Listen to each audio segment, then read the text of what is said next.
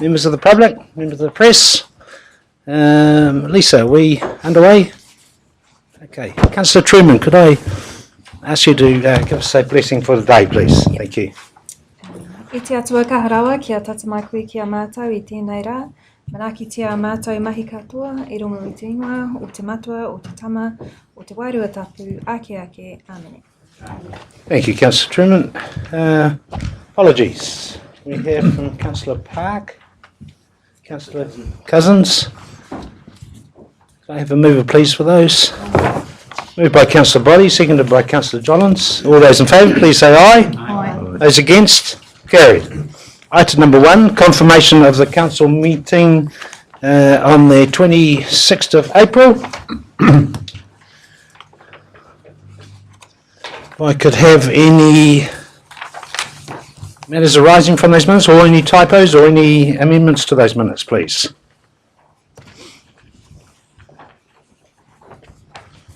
That being the case, could I have a mover for those minutes to be accepted, please?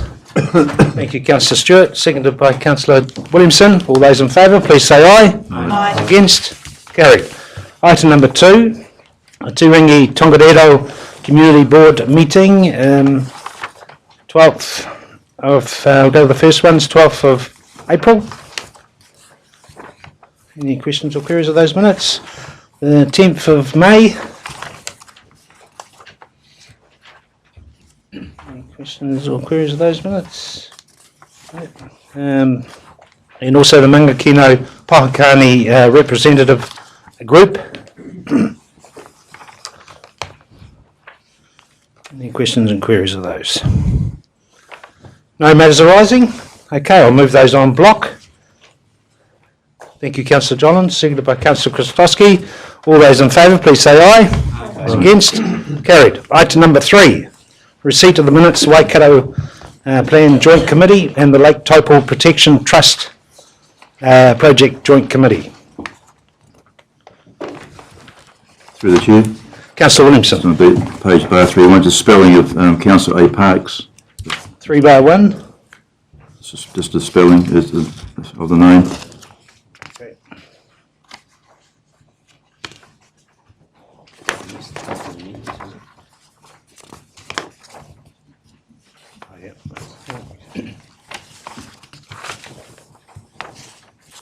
Cool. Any questions or queries? Chairman, I just have a query in regards of your attendance at these meetings. Since it was decided to make the mayor of these councils the delegate, with a substitute of course, how many meetings have you actually been able to go to, or has... Most of them bar 1. Most of them bar 1, yes. Thank you. Thank you. Any other questions or queries? Any matters arising from those minutes? So the Project Joint Committee as well?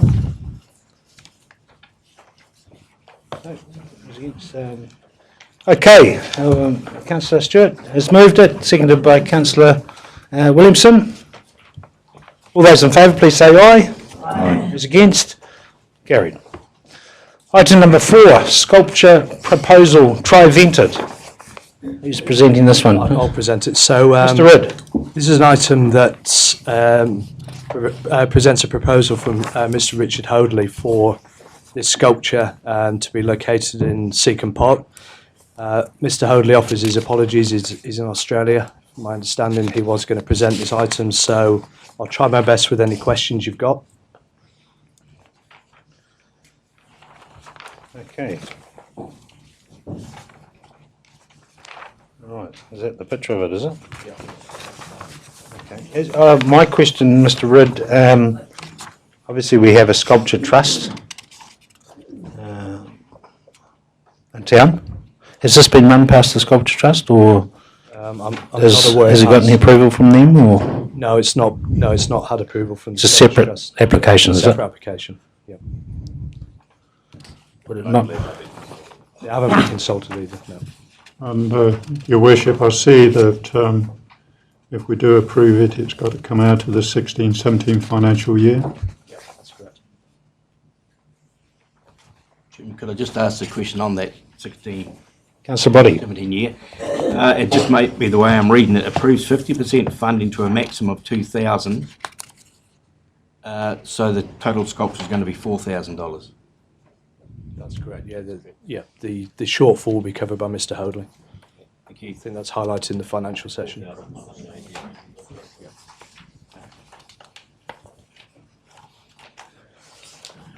Councillors, have you queries? Councillor Christowski. Thank you very much.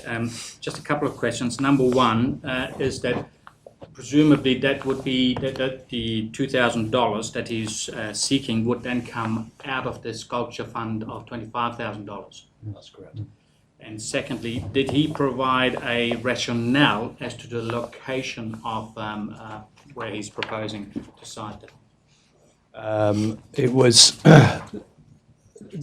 no, there was no rationale. There was the question was asked, could it be located in Seacombe Park, and I suggested that location because it used to have a tree in there, so it sort of fits the sculpture quite nicely.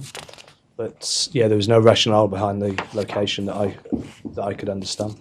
Because if it was for the benefit of the community, most of the community would be using the walkway, the Lions Walk if you like, as to the cyclist, whereas at that location there, it's only that the cars that go down there that would see it. Yep. Any other questions or queries? Councillor Boddy? Once again, to help me out, if we go to 4(2), we've established that the total cost is 4180, and it states the council funding would be $1,000, but we've been asked for 2,000. Am I reading this wrong? Yeah, you're reading it wrong. I'm reading it wrong. Okay, thank you. So, do you want clarity on that? So $1,000 came from there was $1,000 I think from Creative New Zealand. So that wasn't approved, but it was based on council providing some funding. Yes. And the funding being requested there is 50% of the costs, which is 2090, and the shortfall will be funded by the applicant. So my maths is terrible, but I imagine there's about $1,000 would be covered by the applicant. Okay, so effectively the 2,000 we were talking about, the council part of that's Creative New Zealand. Right. The Creative Tapa, sorry. No. $2,000 from next year's public art budget. $1,000 has come from external funding, leaving a shortfall which will be covered by the applicant. Thank you. Through your worship. Councillor Williamson.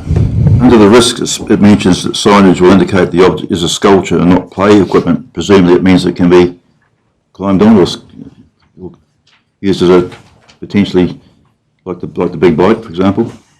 There's always a risk there with sculpture. So the signage obviously will mitigate any risk around new health and safety policy with as far as district council is concerned. That's the intent. Yeah.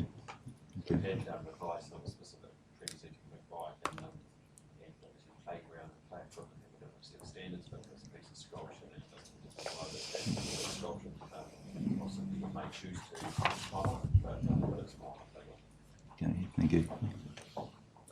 Mr. Rudd, we have a sculpture trust in town. Would it not be prudent to, who specialise in these sorts of things, would it not be prudent to run this particular application past them to see for their support, or is that?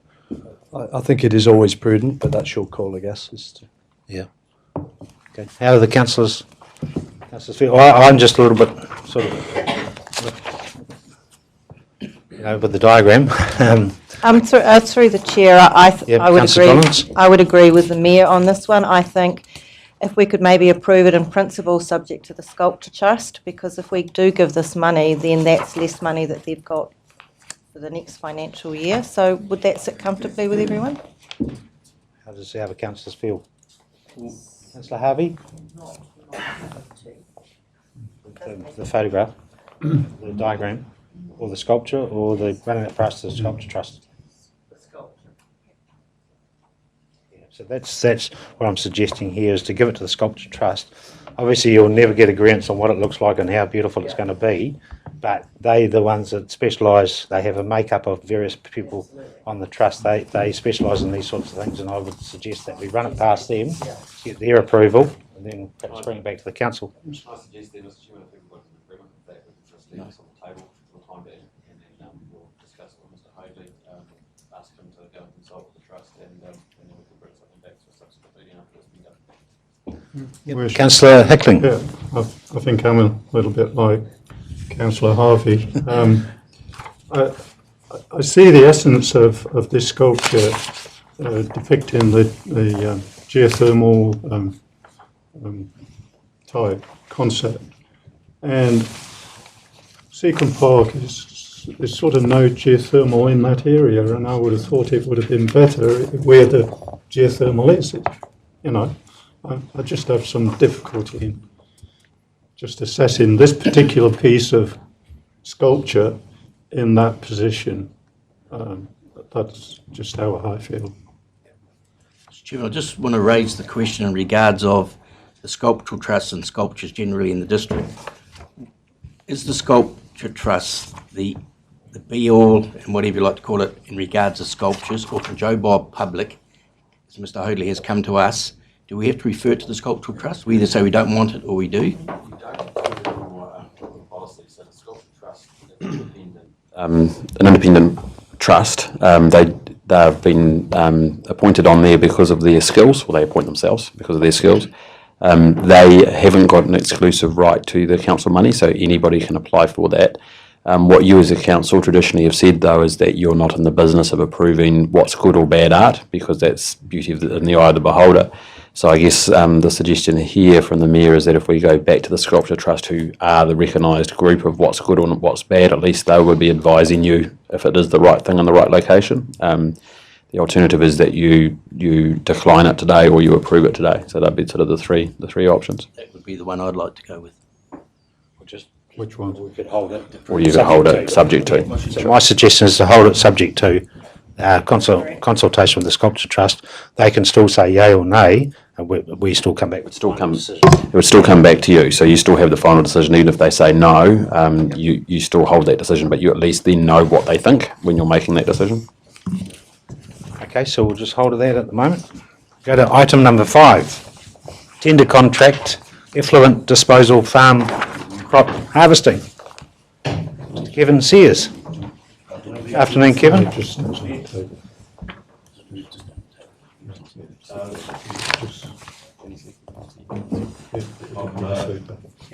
Presenting this report this afternoon on the tender of the harvesting contract, and recommending as part of that council approve the tender from Pritchard Agricultural Contracting Services. The contractor for the land disposal systems for the wastewater is a critical part of the operation there, and over the last several years our market reputation has built a very strong reputation within the farming community for the sale of our bales, mainly due to good quality silage feed and the service that we provide. And the harvesting contractor is a critical part of that operation, especially obviously with the quality of the bales, but also with the service provided when it comes to loading our trucks and the delivery of bales to the farms. So as I say, the contractor is an essential part of that operation, and to have the best possible contractor at an acceptable price, I believe is the suitable recommendation, and so therefore I've recommended Pritchard as the highest scoring form of tender. Thanks, Kevin. Okay, so 1.6 mil. Do we get most of that back? Do we? How does it work again? We sell the bales? Yes, Yep. yes, we're selling bales. I think in my report I put the estimated income, assuming that we sell all the bales for the next season, is about 1.4 million. And the harvesting cost per year is about, the tender is just over 800,000, 817 thereabouts. Pritchard's our existing suppliers. They are the existing, couple. Any questions, councillors? Just Councillor Body. Just clarification, I noticed that the previous contract was a 3 + 1 + 1. We're now looking at 2 years. Is there a reason for not, because one of the options does give the +1 + 1. Yep. The main reason for that was the current market has been a little bit unstable with different factors in that, and this season some of our sales have been down a bit, and because of those reasons, and so we shortened the term to a 2-year contract with the 3 1-year rollovers, just to give council the flexibility to be able to, after that 2-year period, to be able to re-tender or look at its operation and change what we're doing to try and reduce costs or just optimise. Okay, thank you. Can everyone hear at the back okay? Everyone okay? Cool. Okay, any other questions of Kevin? Councillor Jollins.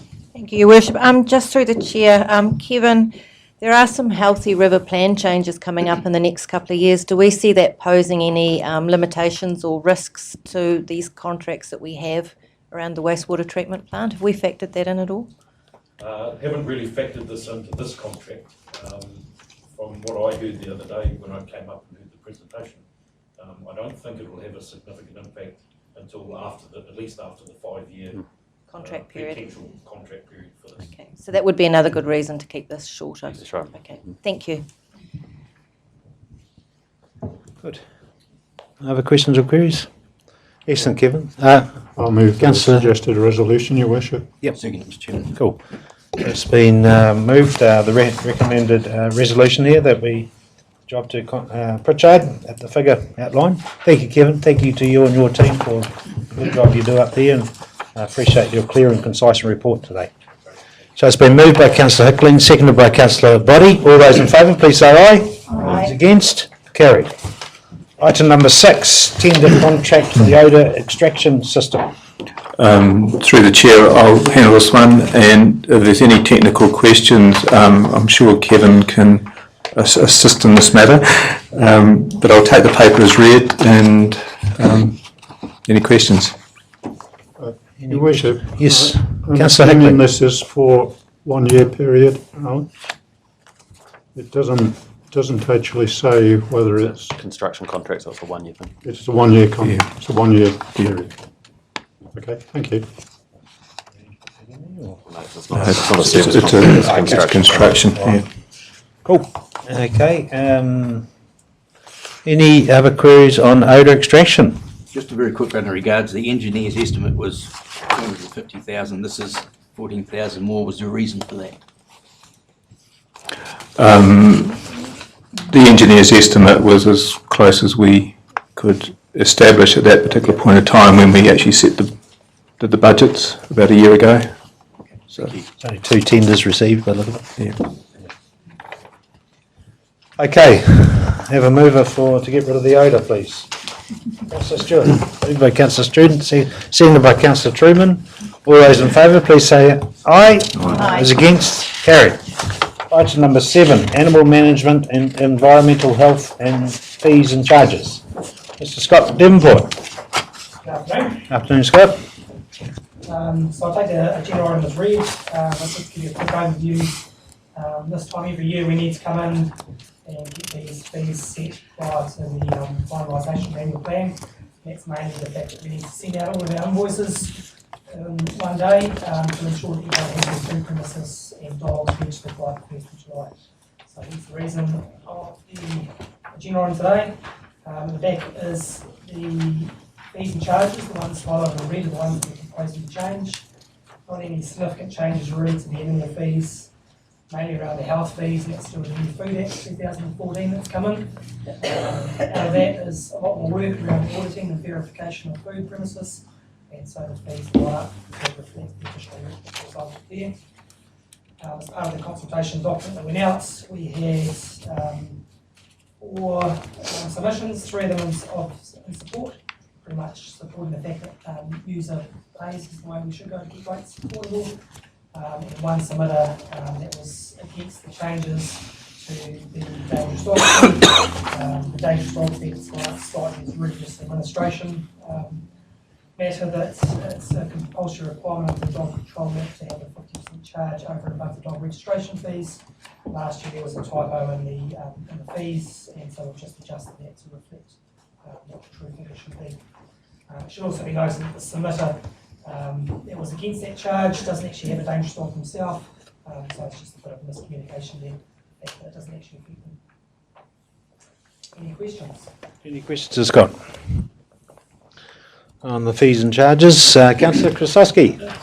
Thank you, Your Worship. Just a technical one. Seeing there were submissions to the annual plan, and seeing that we haven't had deliberations as yet of the annual plan, I understand that where you're coming from, that we need to pass it. But are we not technically then in breach of our process if we do not consider the submissions during our deliberation process?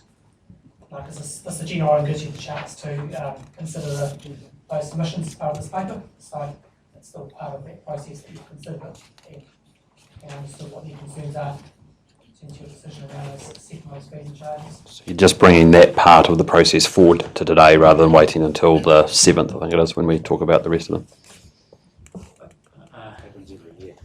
You know where I'm coming from, Your Worship. It's an unfortunate thing that happens every single year. Yeah. Yeah.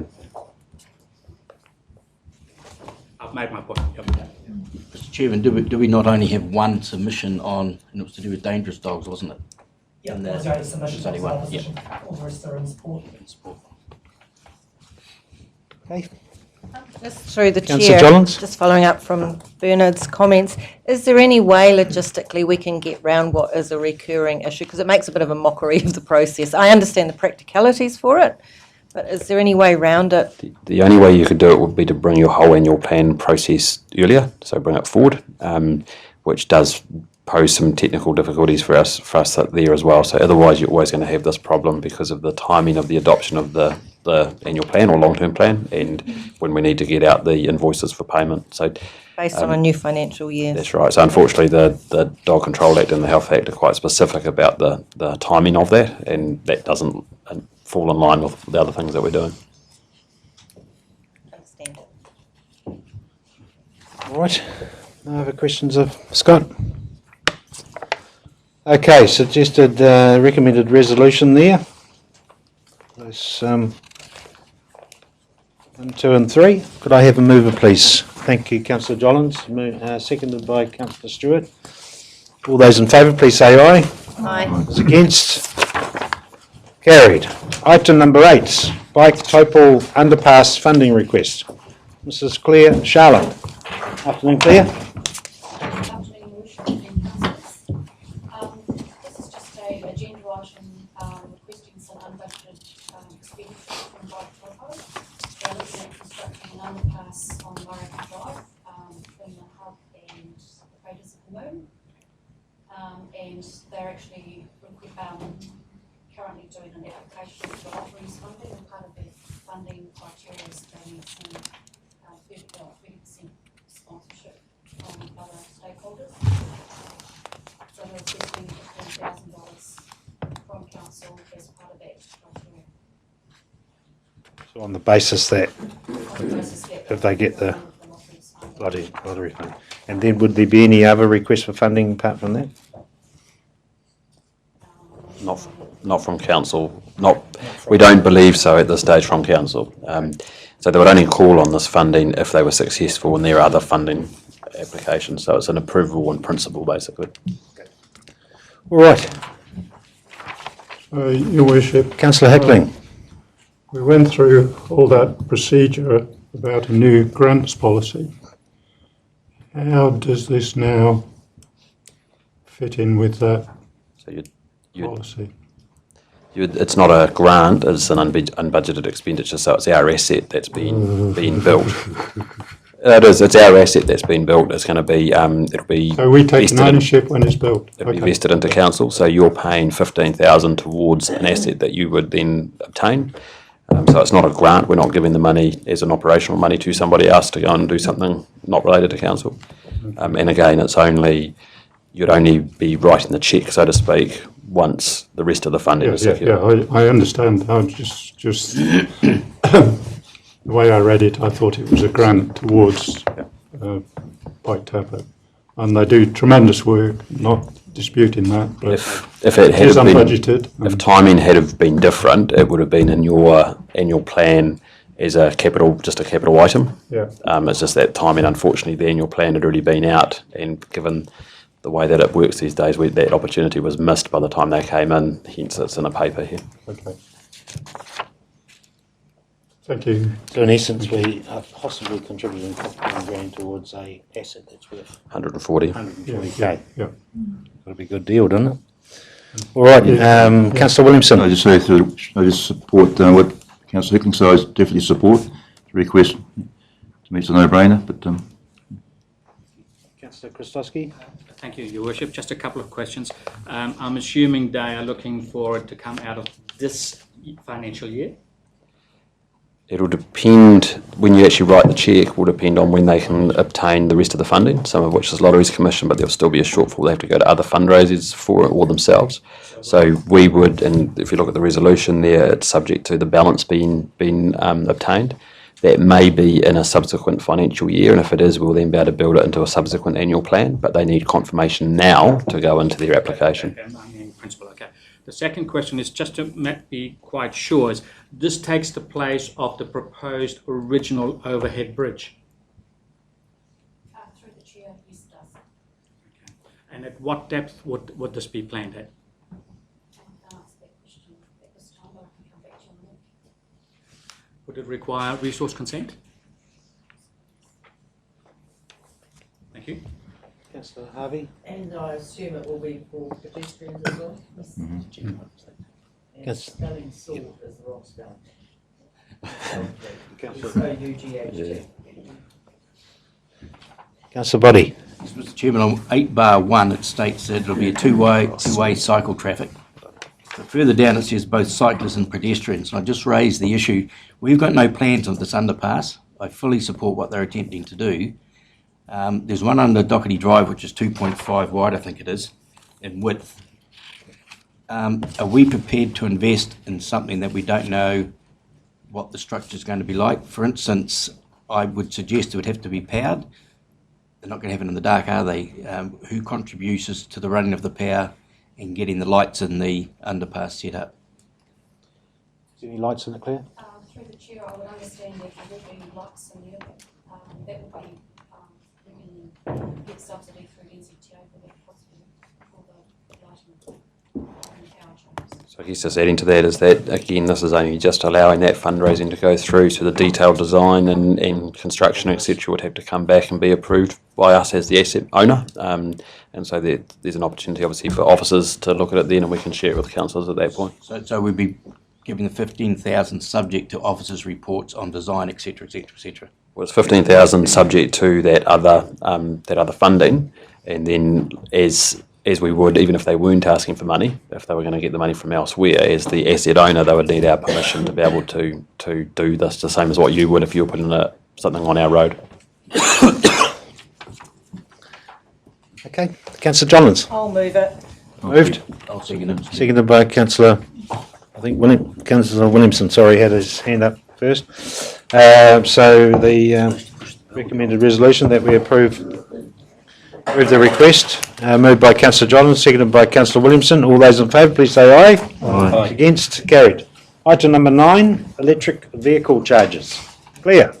This is quite an interesting agenda item. We were approached by two electric charge vehicle companies to look at installing some electric vehicle stations within the town. Currently, council government is policy on the location of car charger stations. So really, this agenda item is to basically get a decision on whether council would be happy with either using on-street car parking or off-street council car parking. Two proposals have come in. One is actually requesting to find parking spaces within the CBD, and the other proposal is looking at actually installing off-street car parks on the CBD fringe. Interesting. Who's got an electric car? Okay. Right. Questions are clear. Yep. Councillor Stewart. This is, at the moment, electric cars are very expensive, but it will change and they will become something that is very usable in New Zealand. And so I feel that from our point of view, it would be a really good thing to actually start looking at where we're going to put them and how we're going to have them. My thoughts were the car park at the back of where the not the farmers that sells clothes and stuff, the one on the other side of the road, and that car park elevated there. That was one place that I thought that they would be able to be, not taking up stuff out of the central area, but within walking distance that people could go shopping and do stuff while they are charging their batteries in their car. And I feel that since we're on this major highway between the north and south, I think it's something that we need to look at. Okay, thanks, Maggie. Any room, sorry, I haven't sort of read conclusively this item. The room that they take up is a charging unit and you just drive your car in and... It's basically the size of a paid meter car parking station that you'll see in Auckland and other places. So it takes up probably, they require two parking spaces. For one car? For the, well, it's two parking spaces, but the actual station goes in the middle of the... In the middle, yeah, okay, so two cars can go, yeah. Well, certainly I think as a council we need to be seen to be leading the light on this. The other thing is they actually need to be close to a transformer, so that's another... So where Councillor Stewart is suggesting what we commonly term as the McDonald's car park? At the back of the Burger King car park. Yes. And there's a transformer across from Briscoe's, but that needs upgrading seriously to actually take capacity for the fast charges. So the one next to McDonald's was the preferred transformer to look into. Is that in between? However, I prefer the spaces were actually down the other end where they're not as utilised as much by Whose responsibility would it be if they wanted to hook into that transformer? Would they help to pay for the upgrade? That's theirs, so that's their problem, not ours. I think in that general facility, I think will be the best bet, and least disruption to day-to-day activity. What do the other councillors feel? Councillor Jollins? Just through the chair, thank you. I had a couple of questions. Did these proposals indicate who they thought the type of person would be that would be using these charging stations? Are we talking locals or tourists, or did they? Through the chair, there will be mainly people visiting Taupo at the moment, not so locals. And I'm assuming that they're going to charge people. So if they're going to use our land, would we consider charging them rent? I think through the chair, I think the best option would be to have some sort of licence to occupy. If we're going to go down that path of using on-street car parks, then we should including the charge. I mean, from my perspective, I think it's really great that we're looking at exploring some of these emerging technologies, but I think we need to make sure that we're armed with all the facts. Because I did a little bit of desk research when I looked into this one, and there are numerous councils around New Zealand that have gone into this boots and all on the basis of a clean green image and what they can do, but they've actually found they hadn't quite got the formula right about who it is that's using them, when it's going to be used in the right time, so you can potentially end up with empty spaces, or as what happened with the Dunedin City Council. You've got a supplier on board, they invested a significant amount of time in looking at putting charging stations in, and then one of the main petrol retailers came in over the top and said, we're installing charging stations. So from my perspective, I think we should be rather than creating a policy about where we can do these things, just looking at the proposals on their individual merits. They know more about electric vehicles and habits and what's happening than we do, and then judge those proposals on their merits as they come in, rather than run through some recommendations for policy at this stage. Just say we're open for business, what can we do? I mean, there's lots of other really exciting opportunities coming. I mean, I read something about bikes that you can put in the street that people pedal to power their mobile chargers and things. There's all sorts of things out there. I don't think we should constrain our thinking. And who knows what some of the petrol retailers might have planned as well. I mean, maybe just put it out there that we're keen, but look at the proposals on their individual merits. So just to clarify, they're requesting this to happen. There's two currently. But we don't have a lot of detail. We request, And we do. We've got a couple of proposals sitting there, which were specific proposals. I guess they're both asking for different things in different locations. What we, as officers, have tried to do here is say, rather than look at each of them individually, which means that you get an ad hoc response, we thought that it would be better for you as a council to say, this is particularly in a trial situation, given you are using public land for a private good, this is what we would prefer to see. So the thought process was, if you identified a location, it might be the car park that's been talked about, and then we would obviously enter into a licence to occupy with those individuals, which would have payment and what happens at the end of the term, or if they go bust, and removal and all that sort of stuff. And then that would cover off the specifics. If somebody else came in, a third or a fourth provider, then we would go through that same process again. Councillor Williamson? Yeah, thank you, Your Worship. I tend to agree with Councillor Jolin's view with respect, looking at it, make sure, it sources of courses, but with Taupo being like a very central location, it does seem a lot of logic in terms of, going north-south, being a gateway to the north and the south. But also, picking up Councillor Stewart's point about the location, I personally would perceive on the CBD fringe, with things like GPS and that, finding that the location is not the issue for people, not foreign to the town or the tourists. So, Okay, all right, clear. So we've got. So you mentioned on-street car park. It's in the actual. One of the proposals was for two on-street parking spaces in Rockhaven Street, and they had changed it now to Robert Street. Right, so we don't want them on-street, do we? We want them in the car park. That's the sort of discussion we want from you to know what's palatable. So I think my suggestion would be inside the car park, but a licence to occupy, a couple of years trial, and see how it goes. How does the councillors feel about that? Well, Mr Chairman, I would oppose that. We've got 4 resolutions before us. Yes. I think I'd agree with resolution 3. I'm not prepared to vote on giving up any more car parks in the CBD or outer CBD area. We've taken enough away as it is, and I think if it's private enterprise, they should do like all private enterprise. And someone said to me the other day, why hasn't Z taken it up? Why hasn't Mobil taken it up? There are other areas within the town environment. You drive to a petrol station, you drive to electrical. Don't petrol stations sell petrol? You have petrol. You drive to a petrol station for petrol. You would be driving to a place where to charge your car up.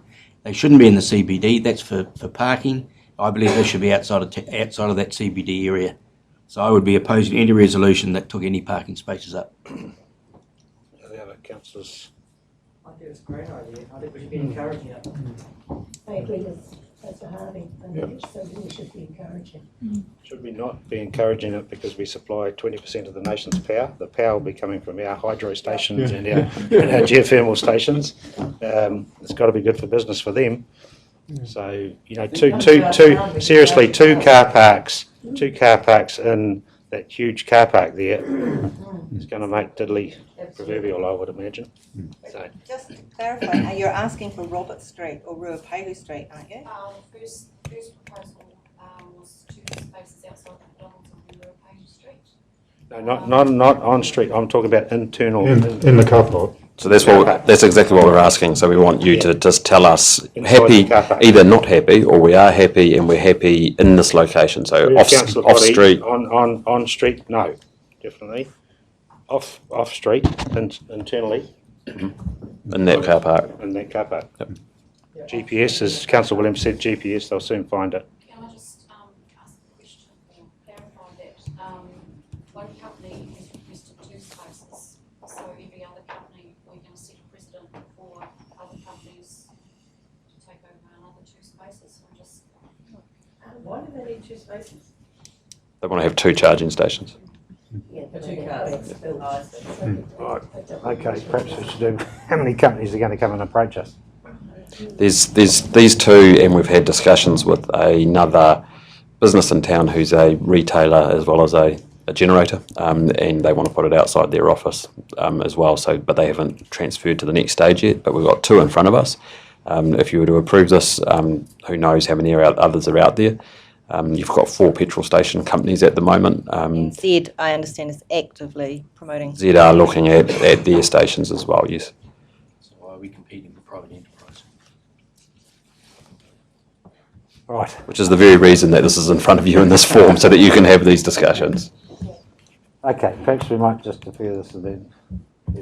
Yeah, what I'm hearing is I think we need some more information. I think we all agree in principle that we support it, but I'm wondering if we should find a different way to shake the leaves out and work out who's out there and what the locations are. I don't feel like we've got enough. So do you want to go Unless for we a go expressions of expressions of interest Expressions of process? interest, maybe, just We to can get do this that if ball you want. rolling. Yeah, then So- I think two, we allow two maximum, but Per expressions of person, per interest, who the retailer? best supplier is going to be. Okay. But if you're going out to expression of interest, we need to say the location, That's right. which is a car park, not street parking. So car park and number of spaces. Yeah. So if we're talking 2 in total, Yes. and in that McDonald's car park, but down by Briscoe's, is what I'm hearing? Yeah, somewhere. We go out for an expressions of interest, and then we bring those proposals back to you, Yes. and then you can pick between any of those. Then if they've got to do some investigations on getting power to the site and all that, they can do their calculations They and. put their rental expectations Yeah, and all that yeah, stuff. Yeah. Could I suggest potentially that maybe Story Place or somewhere down near our library or information centre might be a potential site? Those parks are always fairly tight, you know. Yes, I'm they are, suggesting that yeah. part because it's not fully utilised all the time. The two least used car parks, off-street car parks in town, is that one and the one behind Ibbott's, Rebel Sports. Those are the two underutilised car parks. Chairman, Okay, could I Clint? have clarification? If you're going out for expressions of interest, is that to the 4 or 5 big energy companies as well? Or are we just going to Joe Blogs that Just might have up the to- system? You just go public. Yeah. So you're not going to specifically write to those companies to see where they are? We've just heard mention of Z. So we're going to go down that route, or are we just going to leave it as it is? I think They could do their own. Well, why would we want to if they're going to do it? That's the point I'm making.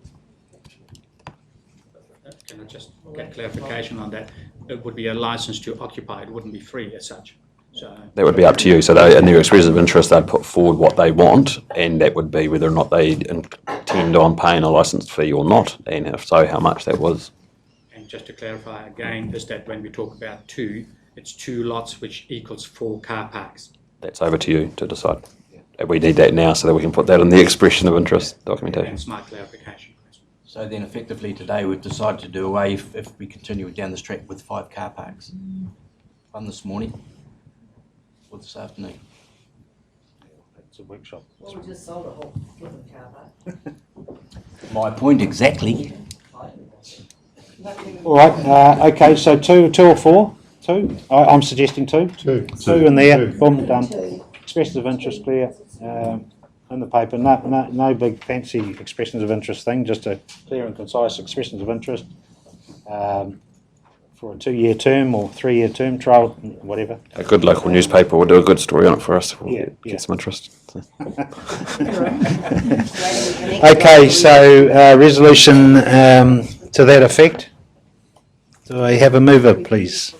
Amy. So what's the, Hang on, so what's the resolution? clarify, what's the wording on the resolution, please? For expressions of interest for the two- supply of 2 car parks. 2 powered, locally Topol-owned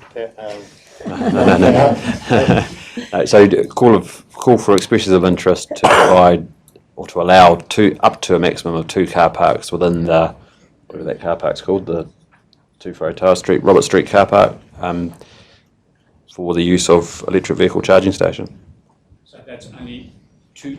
That's one parking station with 2 cars. 2 Yeah. car parks total. Yeah. Yeah. So you might get, depending on what you get in, you might get 2 companies that you have 2 separate companies, you might get 1 company that has 2, and you'll get to pick out of whatever that looks like. And Mr. Chairman, for further clarification, the specific area is within the CBD area. Is that correct? It's within that car park, that, whatever it's called. What's the McDonald's, McDonald's, 2 McDonald's, Liquor King, Burger King, Burger King, opposite Plateau. opposite Plateau car park. Bastepo was going to go. Sorry. And the Where bowling, Bastepo and was the going to bowling go. alley. Oh, it might still be going. Yeah. Electric buses. All right. Could I have a mover, please? Thank you, Councillor Stewart. And seconded by Councillor Kostowski. All those in favour, please say aye. Aye. Those against? No, could I have my vote recorded, please? No against the power? Yep, okay. Thank you very much. All right, so item number 10. Reeds Freedom Camping. Good afternoon, Jane. And Nick. Right. The paper is read. I just want to point out that we need to clearly understand the full extent of this particular problem. We have growing concerns with Reed's Farm, which have been raised by both our officers and the police, and there's a range of options moving forward with that. And also we have various tools associated with the wider freedom camping issue, which, if we take an integrated approach, might fully mitigate many of the unforeseen potential issues that flow on from that. Any questions? Okay, questions. What do you want to do here? So,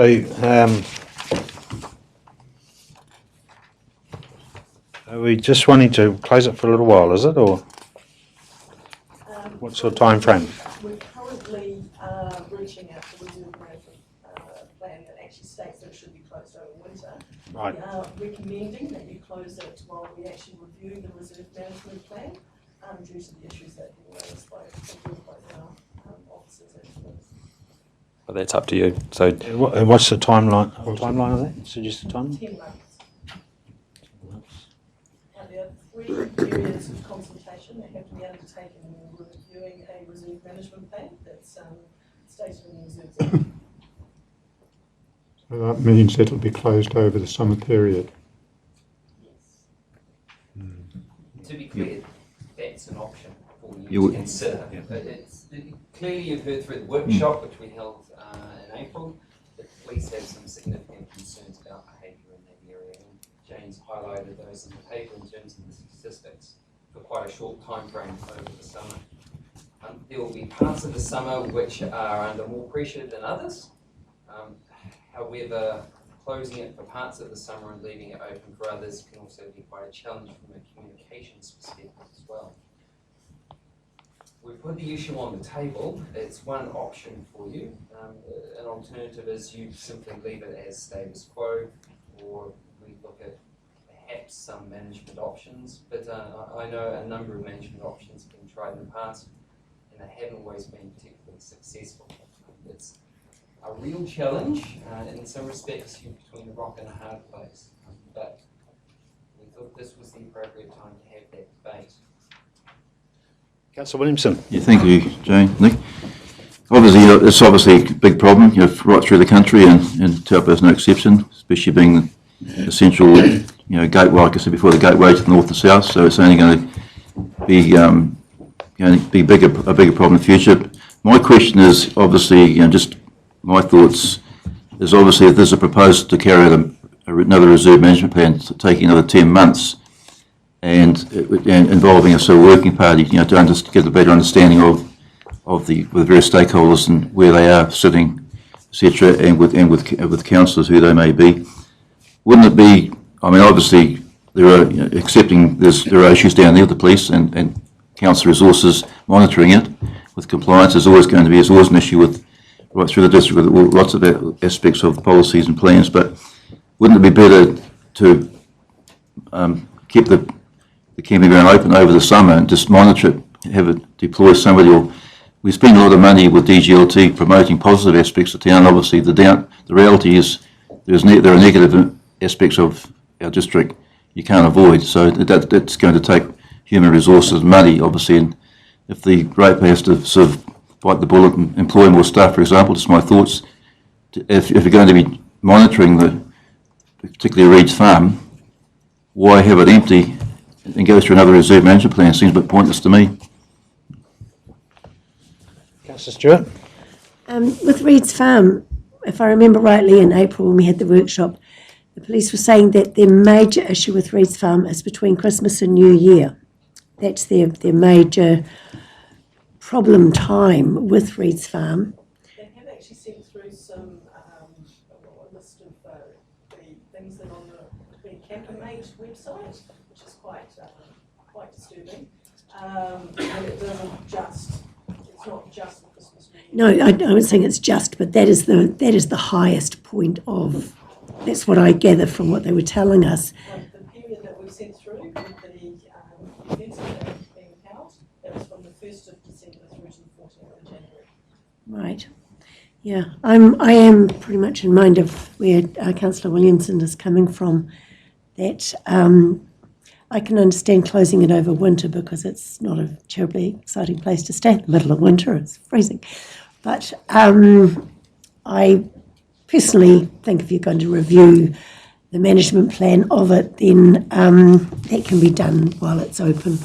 So through you, Mr. Chairman, maybe a suggestion, if you look at page 10, or the first page on the item, you'll see there in the third paragraph from the bottom, fourth paragraph from the bottom, it talks about the current management plan, which has provision for the place to be closed from the 1st of May through to the 30th of September. That's essentially to allow the rehabilitation of the site. And I think if you go down there today, you will see that it's in dire need of some fix-up. We used to do that, and we did that up until 2011 with the Rugby World Cup, so it hasn't been closed since then. So a suggestion, if I'm picking up the vibe of the room properly, is that we could close it just for that period to be able to do that maintenance, reopen it again on the 1st of October, and then look at some additional monitoring and enforcement through that 2-week Christmas period, which is the period that the police had the most concerns with, if you remember Tony Jurison's discussion in here. At the same time, depending on where you get to with the rest of the item, we'd be doing the reserve management plan, and that could get us anywhere. You know, all options are on the table in terms of that reserve management plan, of course, but it buys you that time to be able to do that work. So is that what I'm hearing? Yeah. Councillor Jollins? I'm just through this chair. I mean, I think it's really good that we're finally talking about some of these issues regarding freedom camping. My main concern when I read the paper as it currently stood was the time that it was going to take to work through this process. And from what I've seen and anecdotal evidence and just being round and in the community, this issue is actually wider than just Reeds Farm and some of our reserves. And my primary concern was if we close Reeds Farm down, then are we not transferring the issues to some of our other partners to deal with or having more issues down at the waterfront, because our tourism's growing, and so where are all these people going to go if we close down Reeds Farm? And I'm also just really concerned too about how long we're proposing to do this. So I would really urge us and urge our staff and raise the challenge to find a way that we can work through this sooner rather than later.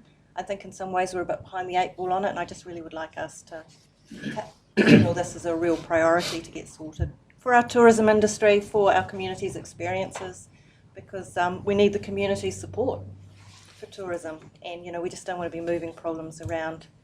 And I guess too, if we are going to close Reed Farm over winter, as if there are people down there that we're using it for home, we just need to work with some of our agencies to make sure these people are taken care of as well. Yeah, thank you. Through your wish, I went down yesterday. There were two tents down there, but there were more recreational users, like people using the river with canoes and kayaks, so that would be shame to access point for them as well. You wouldn't be stopping them using that? No. Okay, I think the general, as Mr Green has alluded to here, general consensus is that close it just for some maintenance and bits and pieces until what date? 30th of September is what's in the current management plan. Get in there and have a good jolly old tidy up, and do the review of the plan as well in conjunction with that. Aim to have it open 1st of whenever. 1st of September. Once we've done that maintenance, perhaps. No, 1st of October. Leave that date a bit flexible. Do you think? Actually, just the third, but was that in conjunction with the bylaw or was this? With the management plan? Yeah. So we do depending on council's resolutions, you'd be doing the bylaw anyway, and you'd be doing the management plan, and bear in mind Councillor John's comments about doing that as soon as possible. I guess Nick would be interesting to have a chat through with the councillors in terms of that time frame and what that is. But then we only close Reeds Farm for that maintenance period to be, and if nothing else, it puts us consistent with the current management plan, which should require that closure anyway. And we've always done it traditionally, so it's not new. It's what we've always done. And maybe I could make the suggestion that we get that working group together sooner rather than later, and we're very careful of who it is that we get round the table to have those conversations. I think it's those people that are around that table are really, really important, that we get the right people. And maybe what we initially first do is look at what some of the key risks are going to be with what we're progressing to do, so that we can maybe work out some strategies collectively to tackle some of those issues that may arise through this process. Just adding to that is that, to me at least, there's an added issue, which is the river. We talk about Reed's Farm, but there's an, if you like, a flow-on effect, which is the river, and that contaminants that go in there, and the lack of cleaning up of the river, a bed, or the side of it, and all that kind of thing. And all that, I believe, needs to be part and parcel of the review, not just the Reed's Farm per se. Yes, completely agree. The Reed's Farm Reserve Management Plan is a very outdated policy document that you have. It needs a full overhaul, and as part of that, I would expect it to be fully engaged with Hubbard, who I know have some aspirations to that area and certainly concerns about the quality of the river in West Cairns. So it's having those conversations with all the stakeholders that tends to take the time in policy development process. And we originally looked at trying to cram all of this in to a very short space of time this side of the election, so the end of September. What that was going to mean was that we weren't going to have the time and space to have those sorts of conversations. And as officers, we were going to be concerned that that would potentially impact on the quality of the policy making you do, because you'd be doing it with insufficient information and not necessarily understanding the views of those players who are involved in this. And that's why we proposed that time frame, which, to be honest, is still fairly ambitious. But we think if we throw some real time and energy and resources at this, we can still make that 10-month time frame. And further that, I think if we have some key goals over that 10-month period that we can work to that are incrementally going to get us there, let's not bring everything together in 10 months' time. I mean, there are some quick wins we can possibly get on board as we work through this process. Would be great. Just on the working party, which I quite like the idea, just to clarify, with the elections looming, how do you overcome the continuity should one or two of the elected councillors no longer be in council? Well, that was one of the reasons why we proposed councillors be part of the working party. So hopefully there might be some continuity, because we don't want to have to start again from scratch after the election. So I think I should be sitting in my chair. So I can answer the question. So you put a couple of councillors on this working group. Post the election, if those councillors get sacked, like any of your committees or groups that you've got, the new council can either decide to carry those councillors over for continuity or put new councillors in, or a mix of those two things. And we've done that time and time again after every triennium. So it's one of those things that we're conscious of, but we deal with it after post-election. I think it's more important to get on with it and do it, and get this bus moving rather than wait. So we'll just see what it brings later. All right. Well, Mr. Chairman, could I then have further clarification? The way the resolutions are worded, we're going to set up a working party. Is that to do the bylaw or to find out what's going on? Because I'm wondering why the photographs that we received from Rob Henderson yesterday, I believe have been in the council's hands for a couple of months, why we weren't circulated, because that certainly shows the problems that we've got around the lake. So I think if I can answer that, you've had those photos, or those photos are there, and that would be the type of information that that working group would be looking at in terms of sorting out what the solution is. You in your workshops have already identified that there is a problem and that you need to deal with it, and you've identified that a freedom camping bylaw is the best way of doing that. What those specific provisions are, we don't know, and that's where the working group will use things like Mr. Henderson's information, like the knowledge that the other groups and individuals have, and pull that together to then come back to you as a full council with a recommendation saying, here's what we think you should do. Well then, Mr. Chairman, clarify the recommended resolutions in Resolution 3, which directs office to investigate a potential bylaw. should those words not be taken out? Because if they need help doing a bylaw, the Waikato District Council have just started one. Here's their camping bylaw, which I would give to you to help you in your endeavours, because it's already been done. You have a copy. It's already been done. There's also information from the Queenstown District Councils. Will you be aware of those? So I guess the issue through Mr Chairman is that bylaws are quite a specific process which is set up under the Local Government Act, and you need to go through a process which includes setting the legal need for a bylaw. So whilst we acknowledge in a workshop situation, you acknowledge that there's a need for a bylaw, to meet the legal tests you need to go through and first establish that you need a bylaw and that a bylaw is the most effective way of doing it. Now, I think we all know what all of our views are on that because we've talked about it in the workshop, but in terms of the resolution, this is saying go and do that work. It's also saying go and do that work along with those other parties who have an interest in this to bring something back. So what you're saying is right, and those other model bylaws that other councils have used will come into the pot and be used as part of what they then come up with. And Mr Chairman, through you, can I ask, doesn't the 2011 Freedom Camping Act actually state the need for a bylaw? The Freedom Camping Act creates the opportunity for a bylaw if it's deemed to be necessary.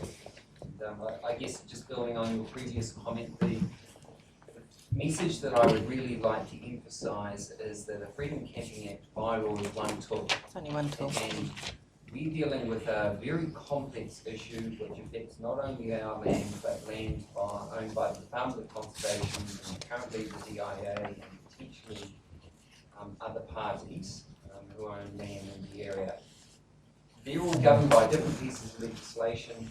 They have different values and outcomes that they're looking for. And it's very important that we look at the whole suite of tools as a way of managing this issue, not simply pick out one particular tool like a bylaw and expect that that's going to solve all the problems.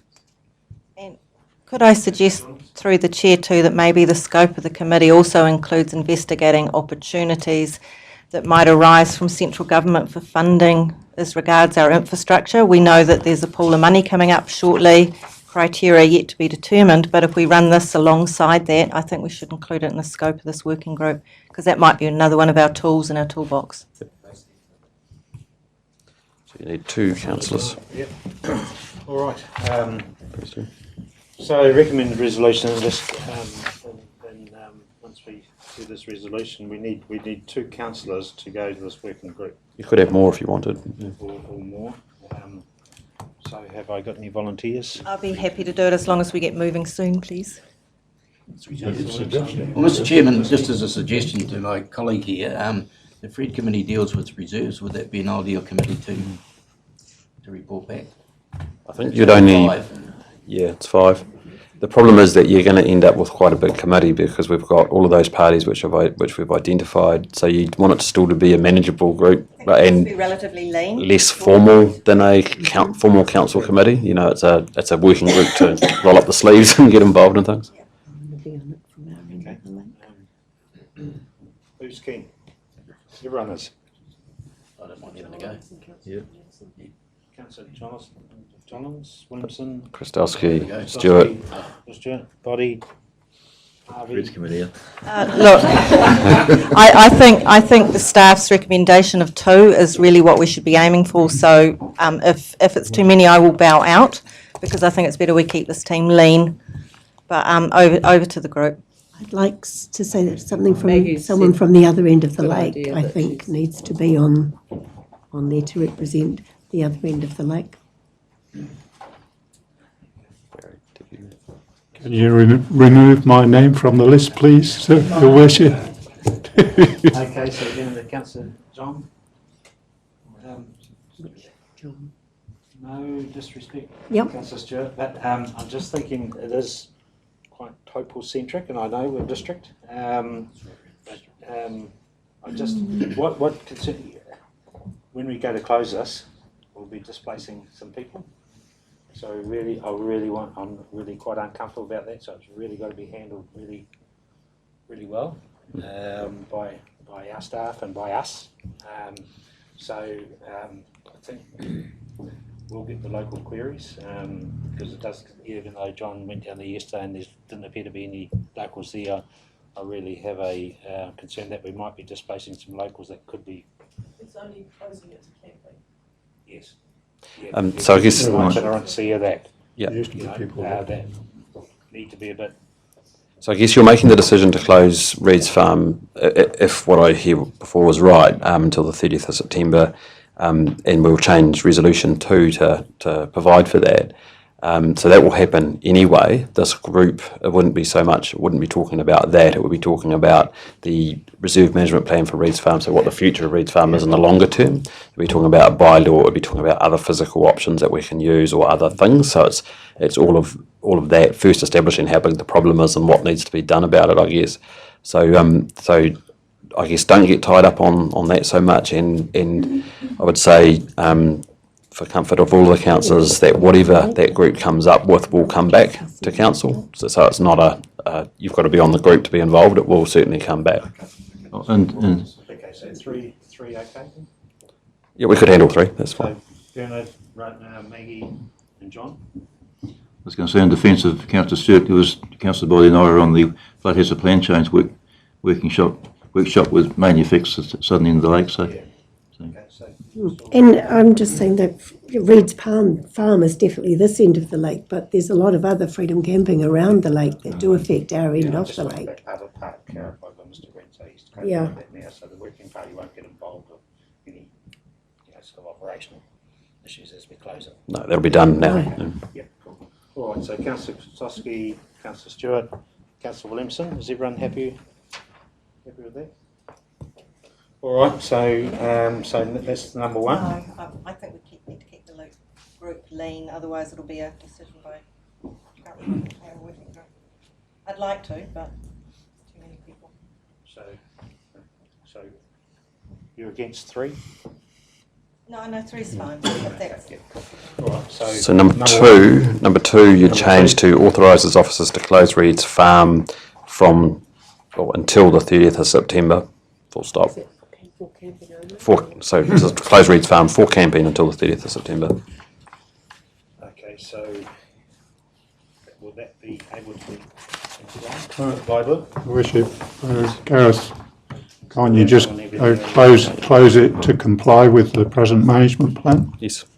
Just those dates, because they stated in there. They are which is stated in policy. Correct. Yeah. So what about if someone wants us to go down and have a look? No, that would be fine. It's the camping, so we would put some physical, and I think in the past we've put physical barriers in place to ensure that the camping can't occur, and then our monitoring and security companies enforce that. And we used to do that up until the World Cup, so 2011, we used to do that on an annual basis. Yeah. Okay, so that's number 2. Number 3, still the same? Yep. Number 4, the same. Mr. Chairman, just coming back to that Councillor number Boddy. 3, to investigate the potential, I'd like those words removed, so we actually give a direction to officers of the council to actually present us with a bylaw, freedom camping bylaw, as other districts have done. To say just investigate, we tend to do a hell of a lot of investigating the potential for something, but we don't seem to arrive at a satisfactory conclusion. I guess the reason, and I explained it before, the reason that we've written it like that is from a legal compliance perspective. We haven't given you the tools at the moment through a report saying here are the different options and this is why this is the favoured one. So if you were to tell us now to go away and do a freedom camping bylaw without all of that issues assessment, we believe you'd be in breach of the Local Government Act in doing that because you haven't got the information in front of you. Hence we're saying investigate so we can do that work and bring it back. Well, the Bring word the to me bylaw is the back. one potential. Investigate the potential for, if that was taken out, I'd be happy with number 3. Probably say come back with further options. To investigate. I think we listen to the officers here. They're in the legal business here. You tell me, Nick, is that the right wording? The key thing is that you avoid not only predetermination, but the perception of predetermination in your decision making. And that's why the resolution's been very carefully crafted using those words. If you change it too much, you run the very real risk that somebody reading that resolution on its face will believe that you have a predetermined position that a freedom camping bylaw was required, when clearly you don't have the evidence in front of you to justify that at this point. Councillor's happy with leaving the wording as it is? Yes. All right, 1, 2, 3 and 4. Could I have a mover, please? Yeah. Moved by Councillor Christowski, seconded by Councillor Williamson. All those in favour, please say aye. Aye. Against?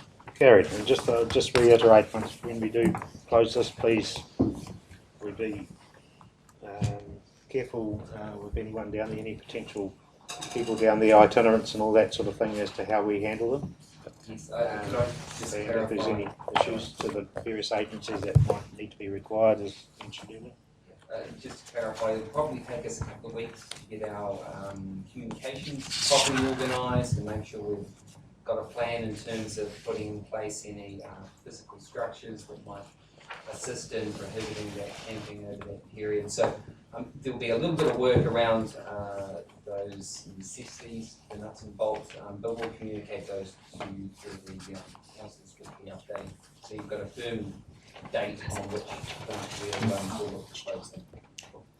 Okay, thanks. Thank you, Jane. Item number 11. Mangakino and Turangi CCTV. Before I introduce Gareth Robinson, I just want to give you some context around this. So if I just refer you to 11(1), you'll see it there, an extract from the Turangi Tongariro Community Board minutes. And the reason this report has been generated was as a request from the board. I'll hand over to Gareth to introduce himself and maybe speak to the reports. And Afternoon, Gareth. Does all the councillors know Gareth Robinson? What's your role as Facilities officer. facilities officer? Good to see you, Gareth. Thank you. Good afternoon, Your Worship and Councillors. Your Worship, I take that the report has been read. Correct. If there are any questions, I'll be happy to answer. A little cameo, isn't it?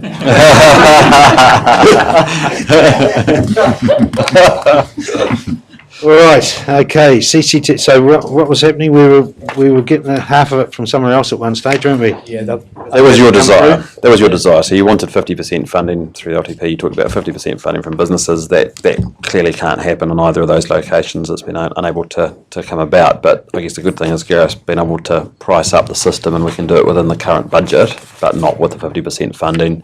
And you've got, as John just said, you've got the community board's recommendation there, which is along those lines.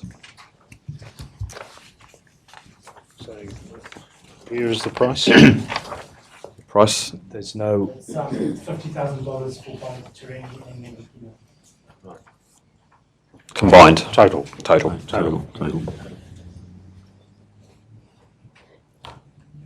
Okay. Silence is golden. Oh, Councillor Christowski. Yeah, thank you, Your Worship.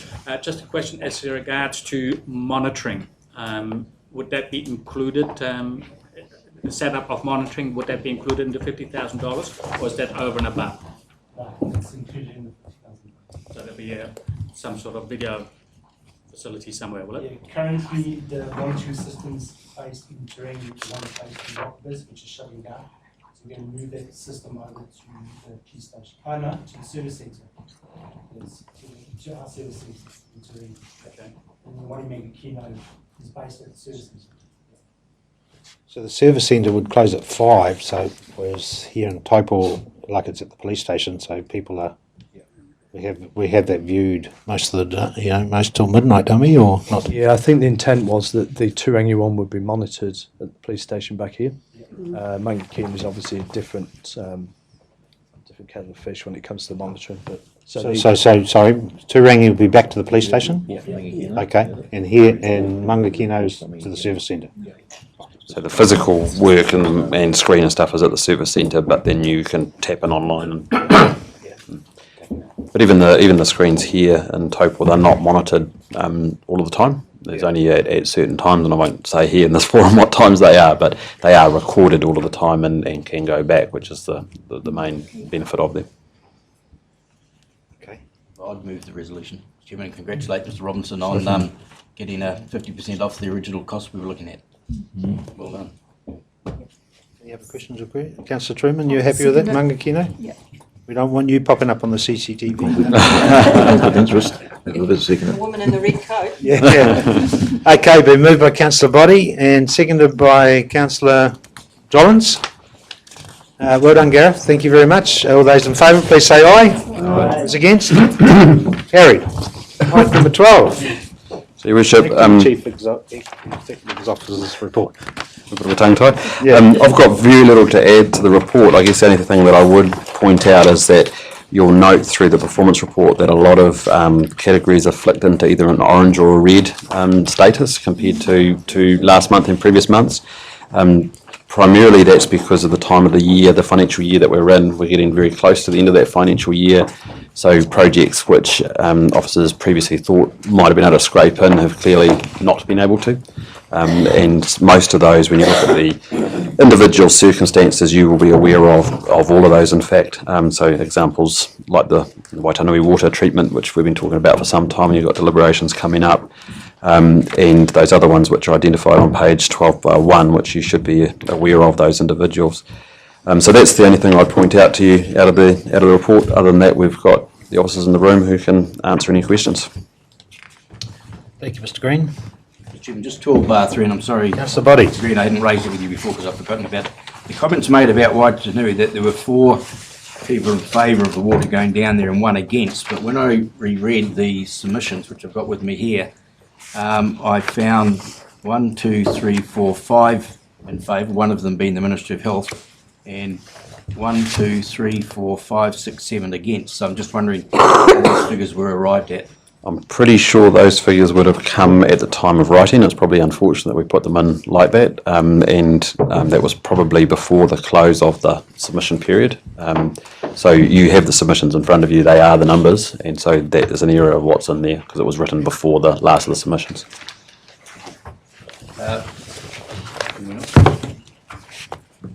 Carry on. Very quickly, Mr. Chairman, I took this up with Mr. Manhattan prior to council in regards of the financial notes on 12/43. We now, there's been a change from what we've been getting in regards of fees and charges and other revenue, and there's been, I believe, probably a correction in regards of some fees and charges being put into other revenue, and it relates to, I think, petrol tax and infringement and fines. So that was a change there.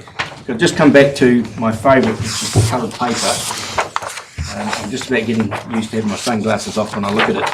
Just one thing, I am starting getting used to it. But can we have the presentation, Your Worship, the same each page each time, rather than the changes that we're seeing?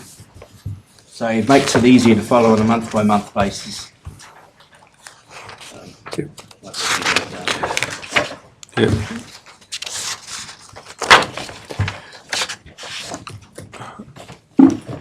We will keep it consistent for the rest of the... So for instance, that's page 1 of last month's, and this is page 1 of this month. So just the consistency of being able to... Yeah, just on that through the chair, we put the addition of a dashboard summary in there to try and give you a summary on the first page. Like in a lot of our business, we try to improve what we do on an ongoing basis, so that's the reason for that. But I think going forward from now, hopefully we've settled on something that you find useful. It's 2 words, black, white. So you wanted the colour in there then? No. Okay, any other questions? Councillor Christowski. Thank you very much. Just a couple of questions. 12/3 relates back to Waitanui water. We're saying that consultation with residents is continuing. Are we still consulting with the residents at this stage? Not as we speak, but we will post your decision making. So, obviously the project hasn't been completed because you haven't made those decisions, and then post decision making there'll be a whole lot of discussion which needs to happen whichever way you go in your decision making. Okay. And the last clarification for me is on 12/38 under the monthly Treasury Management Report, funding facilities. We have issued 175 million of floating rate notes. That's not actually our gross debt, though, is it?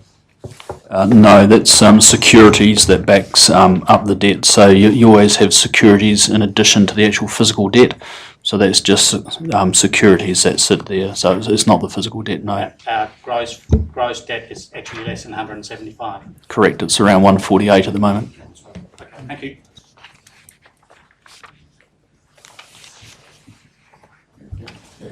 Okay.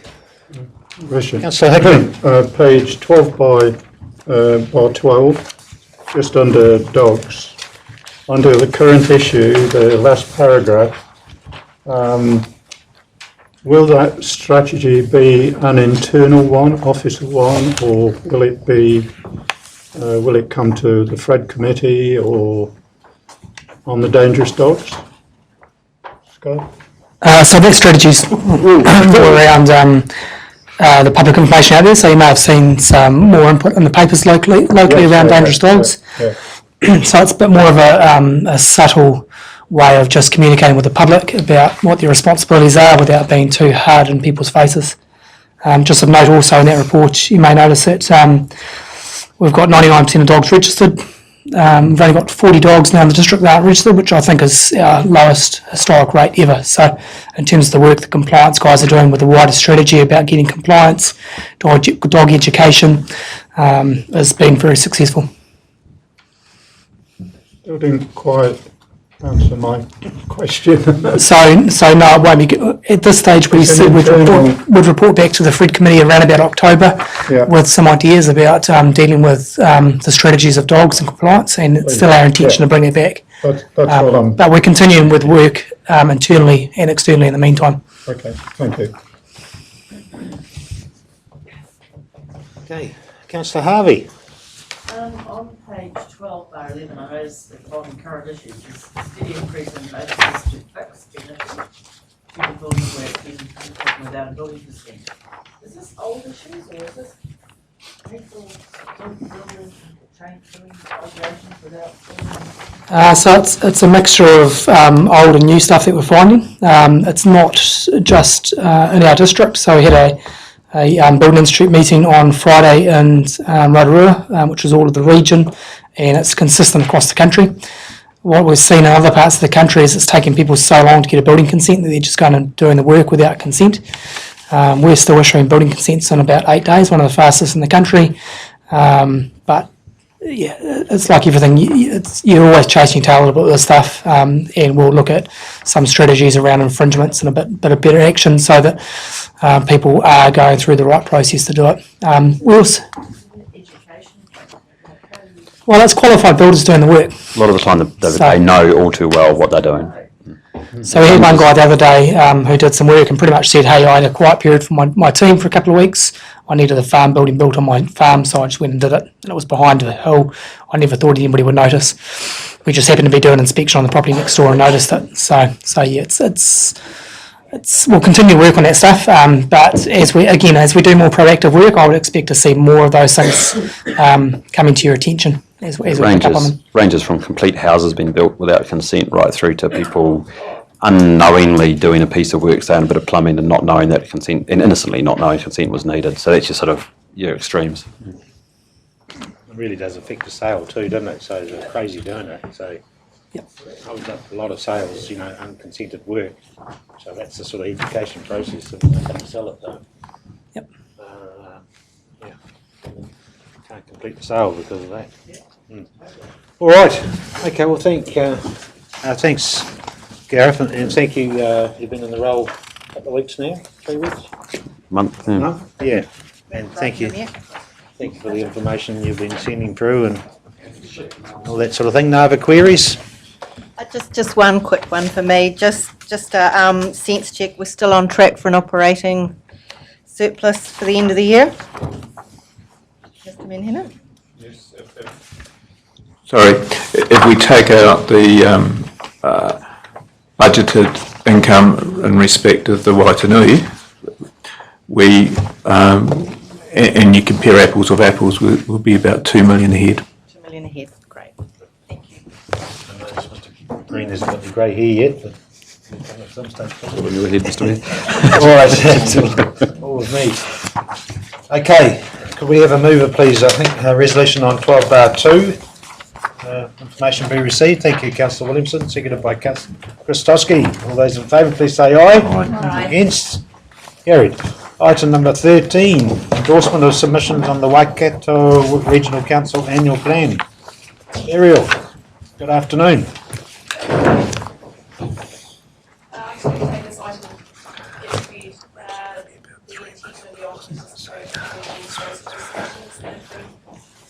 on council's behalf.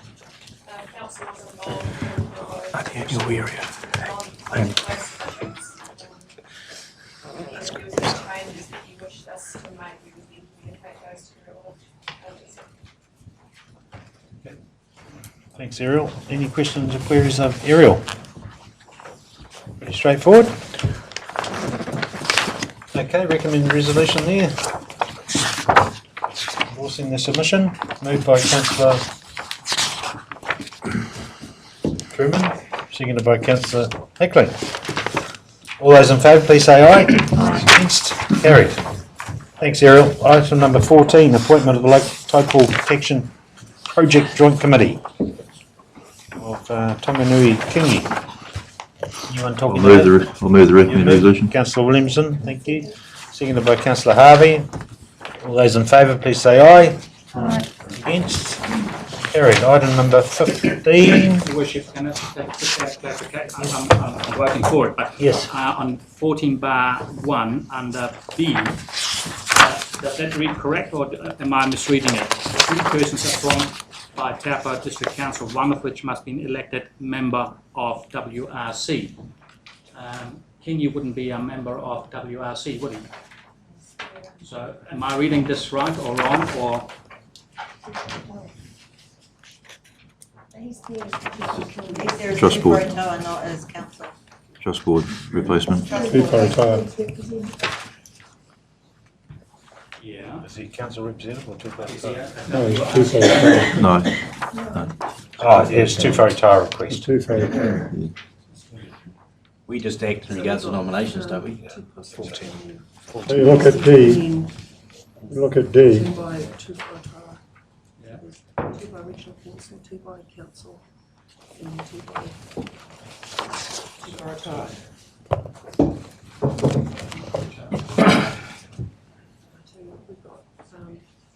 John and Maggie. I've misread it So wrong. it's a Tuporotoa. But you have to agree to it. Well, we have to agree to it. Okay, mayoral discretionary fund. Policy 2016. Workshop this, so is there anything to add?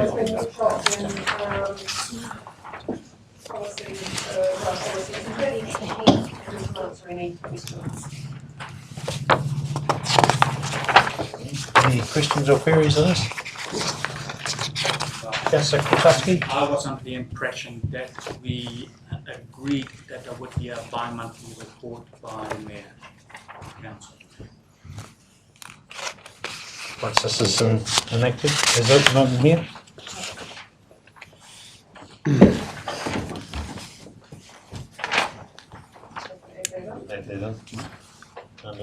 Under 18. So effectively, Mr Chairman, we're changing it from quarterly to monthly. No, bi-monthly. Bi-monthly. If that's the case, I don't have an objection to it, but and made public, which is not here. Public then. Yeah, so that's not written in, it's just circulated to the council. So I'd like the words and made public. We'll go through the public agenda.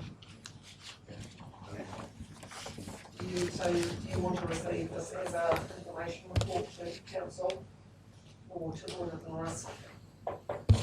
Council. Happy either way, doesn't it? Well, if you do it, just through the chair, if you do it through audit and risk, you can't guarantee that the reports will be timely, that's all, because we don't meet, only meet quarterly. As part of the, I'm just trying to explain that, moving around, decision-making, reports. I was just trying to find a way of presenting that information to you. Well, maybe through the chair, maybe it's just circulated to us, but that is public information that anyone can request and obtain a copy of anyway at any time, can't they? We can circulate it through the weekly update and then load it onto the website as well. There's no problem with that. I thought we also discussed that 3-month window with elected representatives not using council funding that could be construed for electioning purposes. So we're going to build that into this. It's in there anyway. Oh, is it? Sorry, I must have missed that. Application process. 16. Oh, sorry. Oh, 3-month election period. Yep. Okay. Sorry. All right, so councillors can be advised bi-monthly, just from you, Tina, so it's been used and put it on the website. Yeah.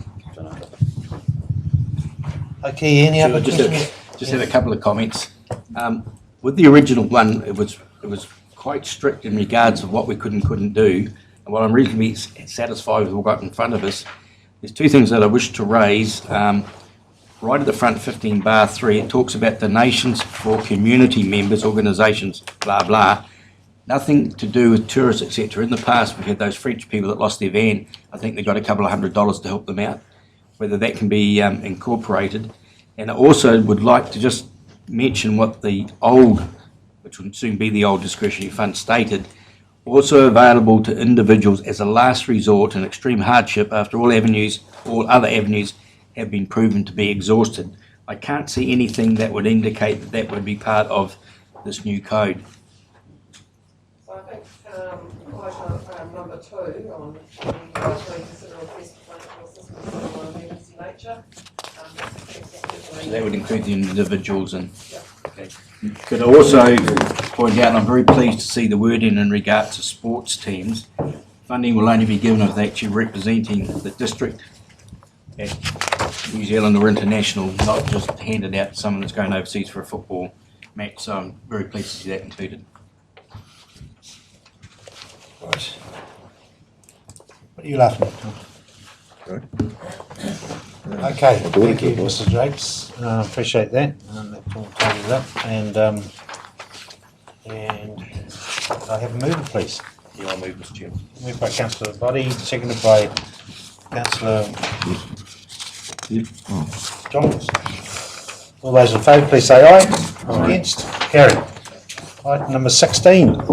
Oh, sorry, Bernard. I'm against. You're against the discretionary fund?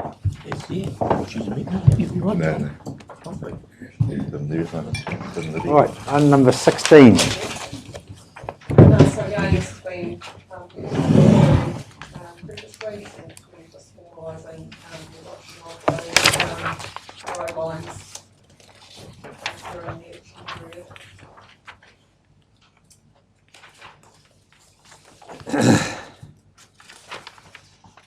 Oh, good.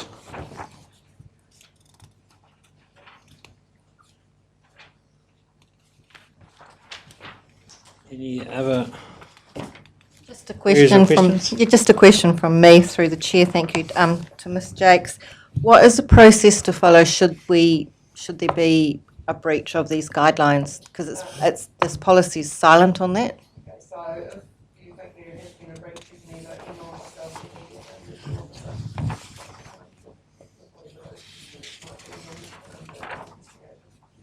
Thank you. Just can we clarify, it's probably not in there, Facebook, the situation on Facebook again. Can we have a Facebook site? Or Facebook personal one? But you can't have a mayoral one. They can't have a political one, politician one. You can, but the rules apply that you have to have it identified that it's yeah, so the same authorised rules. by, you've got to still have that, that little saying authorised by, like all your other signage, etc. If you have a Facebook. Yeah. Facebook. Have a personal Facebook, but no political messages on the personal Facebook. Your personal Facebook page, you can have political messages if you like. You've just got to have no links in relation to council on that Facebook page. Do they have to be authorised? I believe they do, yes. On your personal Facebook site. Right, you clarified it there. Yeah, just I think everyone be quite happy that. just to get the actual step-by-step rules on it. Need that thing on, yeah. Jim, just to then go further with that, and it won't affect me, what say you're using council equipment such as your laptops and maybe printing out materials on a council printer? No, not allowed to. No, that's what I'm clarifying. Yeah, so one of the, I suppose, things to consider is that those pieces of equipment are issued for you in terms of business as normal. So you'll be still entitled to do that. It will be your call, and as to when it changes to electioneering in terms of using that equipment. So if you are printing something that is a council agenda, then that's fine. Using council document, but it's something to do with your electioneering, then that's not. Thank you. Any queries, I think, Tina, we come to you. You okay with that? Yep. If you're not sure about it, go on, ask. Yeah. I'm trying to arrange for the electoral officer to come and have a chat to you around all of this. We'll be here during the candidates' evenings towards the end of June. So I'll be organising a time maybe to come and have a chat to you around those protocols and communication issues, just to clarify some of those points as well. Okay. Thank you. Thanks, Tina. Resolution there. We have a mover, please. Thank you, Councillor Harvey. Seconded by Councillor Kostowski. All those in favour, please say aye. Aye. Against? Carried. Item number 17. Expenses. Policy for affected members. So we haven't actually workshop this one, but I can circulate it via email. And the majority requires it to be reviewed every 3 years. And it will be effective on the 1st of July. There are a couple of changes in terms of the policy on 17-4. So mainly in relation to duplication, so the review of one of our other policies, some of that information has already been included, especially in relation to the sensitive expenditure policy. So rather than have that duplication, it's a good idea to have that information just in one place. So hence most of those strikeouts on 17-4 are in relation to that. And there's been just a few minor omissions and typo changes as well. Happy to answer questions on that. Chairman, I just have one on bar 17. Mr. Jakes. Sorry, which one? Number? 17 bar 5, sorry. 17 bar 5. It relates to vehicle mileage. I noticed that Mangakino office is not included. For avoidance of doubt.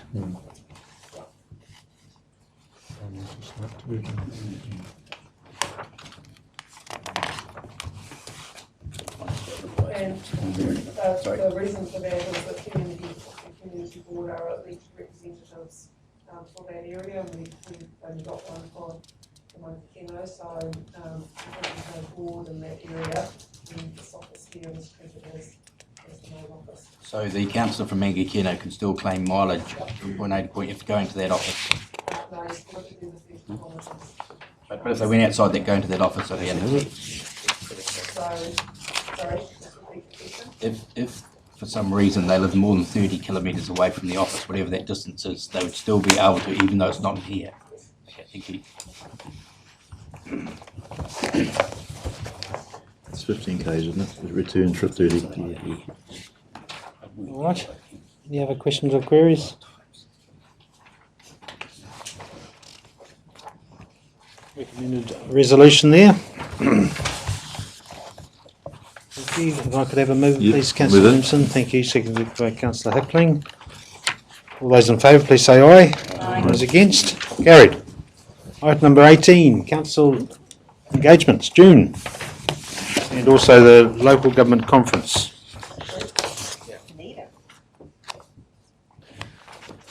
Okay, so the dates, any changes to those dates, Tina?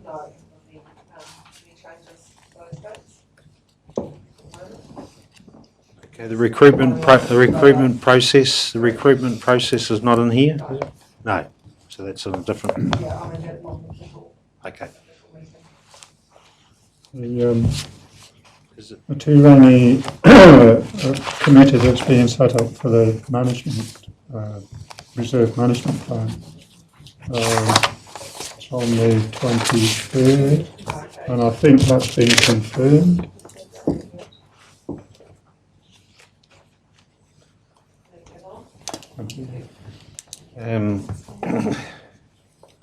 The local government conference, I've had Councillor Williamson show interest in going to that. Sorry, and sorry. Councillor Truman? Just before that, 10th of June is the opening for the, Oh, the second. yeah, Town for the centre. town centre, was it? in Manukino, I'm not exactly sure the time yet. Still to be confirmed the time. Friday. Time to be confirmed.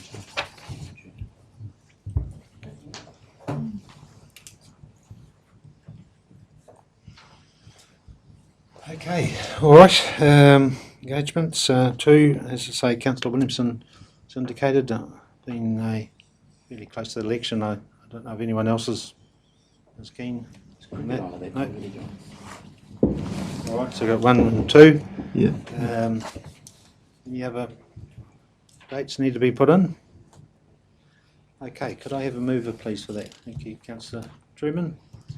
Moved by Councillor Truman, seconded by Councillor Christowski.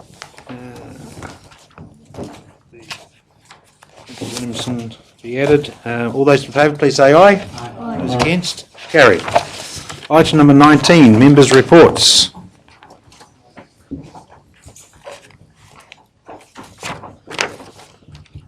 Collect those up. Any other verbal ones? Obviously, myself and Councillor Harvey's just returned as of about 10 o'clock last night. So we'll give you a full update. Your Worship, I suppose I should just report that I did meet 2 delegations from China while you was in China. 2 quite different groups, to be perfectly honest. Chloe, you'll see a letter that Corn's got that they've invited a contingent in September, all free of charge, to a food and arts festival in their city. But I did point out it was close to the election, so but I think we ought to acknowledge that. 2 very quite different. The second one, there was 17 business people, male and female. There was probably half of that contingent was either the mayor or deputy mayors of that province and the cities within the province. They were in the North Island for 10 days and the South Island for 10 days, so that's 20 days. I think that's pretty unusual for a delegation from China. But there was definitely interested in business opportunities. That's really all I could find. It just amazes me that both the contingents, one had a population of 10 million and the other had a population of 15 million. It's a small place. And we look at our pristine lake and I think to myself, if we had 15 million people living around the lake, what would it be like? It would be like China. It'd be like one of their lakes. Anyway, it was quite interesting.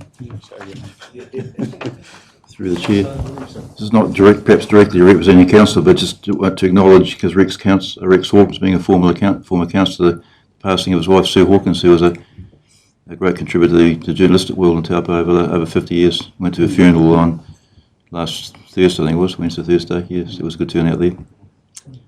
Sorry, I've got to acknowledge that at the start of the meeting. Rex, former deputy mayor, councillor for... Quite a long time, 15 terms, 15 years, I think. 15 years. Yeah, and he was also regional councillor too for a term. John, for attending that. I presume there would have been a big turnout. Yes. All right. I'd like to say, certainly the trip to China to me, I think was very valuable and worthwhile. Very tiring. But we certainly had a lot of goodwood had come from that. We met with a lot of formal business people and investors who are absolutely keen to know more about New Zealand and Taupo itself. And there are more visitors that are going to be coming here.